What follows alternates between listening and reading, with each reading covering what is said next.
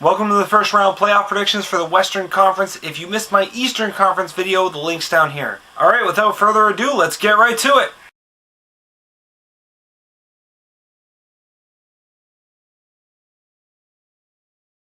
The Vancouver Canucks versus the Los Angeles Kings. Vancouver is coming off of another great season, winning their second straight President's Trophy. And this year they're planning to correct the wrongs of last year and win that last game. Meanwhile, Los Angeles crept into the 8th seed on the strength of a great performance from their goalie Jonathan Quick and has the unenviable position of facing a team tearing up the league, hungry for a championship and a measure of revenge. Vancouver's hopes this year, just like last year, will live and die with their goalies. And Roberto Luongo's had some trouble in the big games of his past.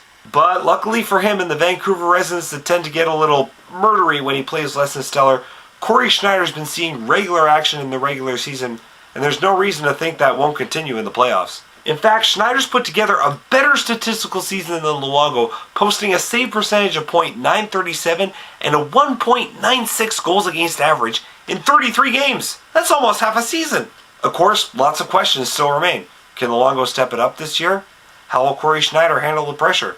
How will the coach handle the rotation as the series wears on? But luckily for the tandem, Los Angeles doesn't really have many weapons to worry about, aside from Andrzej Kopitar. And while Los Angeles' goals against total is second lowest in the league, Vancouver's Guns, who put together the best goals for total in the Western Conference, will eventually find a way to beat Jonathan Quick.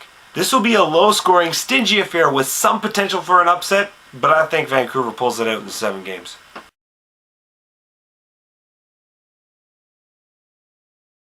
Now this one could be interesting. The St. Louis Blues and the San Jose Sharks. St. Louis surprised everyone this year with an absolutely stellar display of defensive hockey. They put on a clinic of defensive goaltending, garnering the lowest goals against total in the entire league, and a goalie in Brian Elliott who's first in the league in save percentage with .940 and first in the league in goals against average with 1.56. What? Add to that his backup is former playoff savior Yaroslav Halak, who's also in the top 10 in save percentage, and you've got a beast of a system. Meanwhile, the Sharks, while they've had a bit of a downer season, have all the offensive weapons that, if they start clicking, could make them a candidate for a huge upset.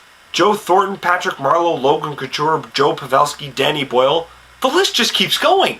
As for St. Louis's offensive tools, they don't have much. They've had trouble finding the net this year, with only 3 of their players putting together campaigns north of 50 points, and their goals for total being 3rd lowest of the playoff teams.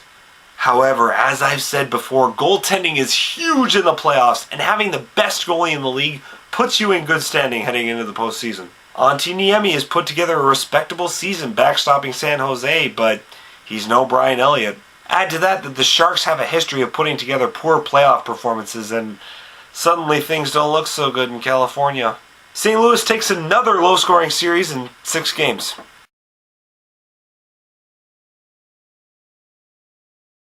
The Phoenix Coyotes versus the Chicago Blackhawks. This is another example of why the current playoff format sucks. Phoenix has 97 points on the season, good for 6th place. Yet, just like in the East, they're seeded 3rd, facing a Chicago team that has a better regular season record than them. Yep, good job, Bettman! Anywho, Phoenix has put together a decent season offense-wise.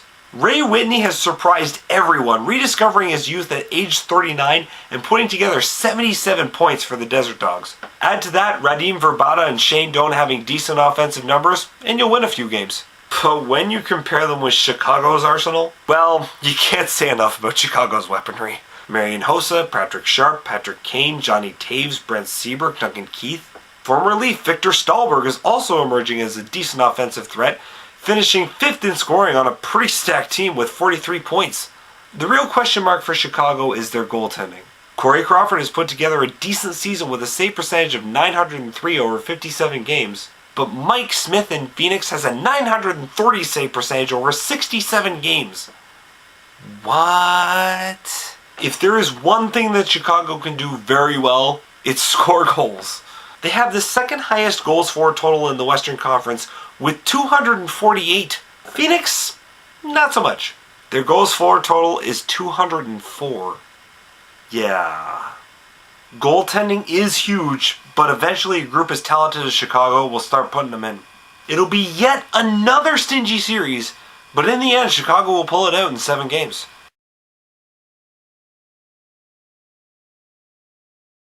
And the final series on the docket, the Nashville Predators versus the Detroit Red Wings. This could be an interesting series. Like so many other teams in the Western Conference, Nashville got to where they are on the back of their goalie.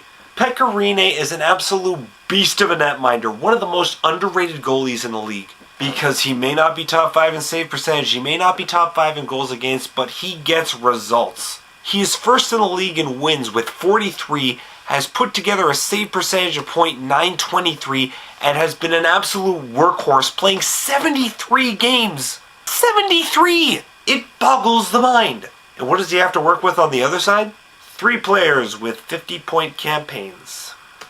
When your best player is Martin Erat, you've got a problem.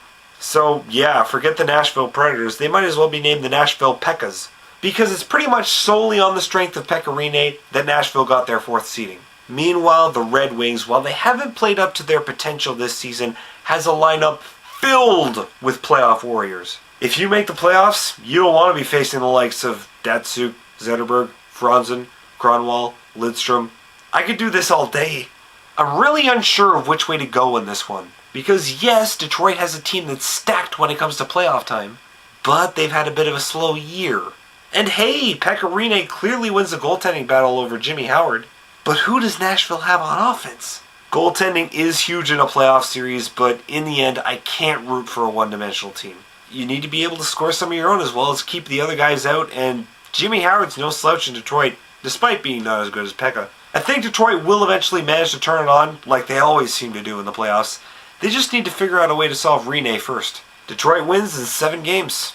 And before I go, here are my Stanley Cup picks for this year. Out of the East, as I said before, the winner of the Battle of Pennsylvania will go all the way this year, and I've picked Philadelphia. They've got the tools they need, plenty of skill and plenty of size. And out of the West, I gotta go with my Canadian team this year, the Vancouver Canucks. The secret for them? They just gotta figure out how to strike the proper balance between Schneider and Luongo. Once they do that, the sky's the limit. As for the winner, it's a total crapshoot, but I like the tough teams. So here it is, the Philadelphia Flyers win the 2012 Stanley Cup Championships. Alright folks, that's it for my predictions. Now if you'll excuse me, I'm off to watch Rock'em Sock'em 6.